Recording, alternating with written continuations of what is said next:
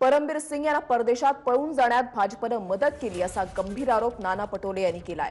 परमबीर यांच्याबाबत गृह विभागाला मिळालेल्या माहितीनुसार त्यांचं शेवटचं लोकेशन गुजरातच्या अहमदाबादमध्ये होतं असं नाना पटोले यांनी म्हटलेलं आहे। अहमदाबादमधूनच त्यांनी केंद्रामधल्या भाजप नेत्यांना संपर्क साधला होता आणि परमबीर सापडले तर अनेक गोष्टींचा खुलासा होईल असंही ते म्हणालेले आहेत। परमबीर को भगाने के पीछे सेंट्रल गवर्नमेंट हो सकती है, क्या सच है ये? देखो, केंद्रीय जांच यंत्रणा के माध्यम से जो भी बातें सामने आ रही है, हाल ही में केंद्रीय जांच यंत्रणा ने कहा कि परमबीर सिंह देश में नहीं विदेश चले गए हैं, क्योंकि उन्हीं की तरफ से बात आई। उनकी तरफ से और एक बात आई कि उसका लास्ट लोकेशन अहमदाबाद में परमबीर सिंह का मिला था। तो इसका मतलब ये कि केंद्र सरकार की जो मेन जड़ें जो है वो अहमदाबाद और गुजरात में ही है।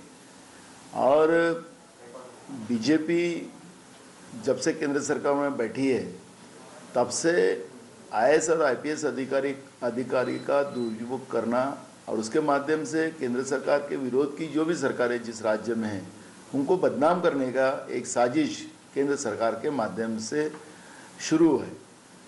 आपने देखा होगा कि जब वाजे प्रकरण हुआ उसमें कांग्रेस की तरफ से हमने बयान दिया था कि अगर मैं सरकार रहता तो मैं पहले परमबीर सिंह को अरेस्ट करता, क्योंकि मुंबई पुलिस कमिश्नर ऑफिस से जो सीसीटीवी फुटेज गायब हुए थे, उस फुटेज गायब होने के पीछे का मेन अगर एक्यूज कोई होगा तो फिर पुलिस कमिश्नर परमबीर सिंह ही थे। और लेकिन जैसे ही राज्य सरकार इस जांच को आगे बढ़ाने की कोशिश कर रही थी, उसी समय में सीबीआई ने ये जांच अपने ओर ले ली, फिर बाद में ईडी की ओर चली गई और राज्य सरकार की तरफ से ये जांच निकाली गई।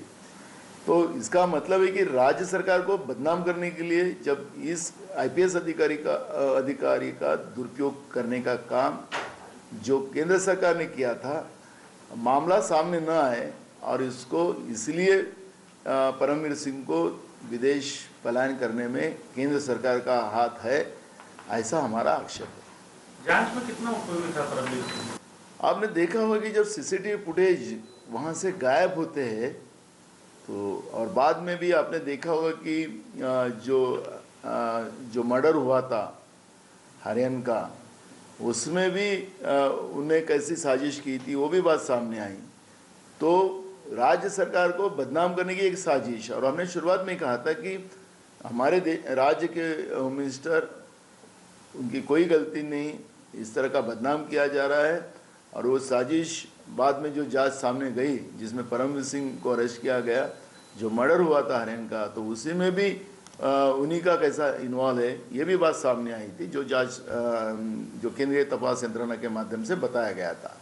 और इसलिए अब जो केंद्र सरकार ऐसे अधिकारियों का जो दुरुपयोग करती है और ये बात सामने ना आए करके उनको पलायन किया गया है। एबीपी माझा, उघडा डोळे बघा नीट।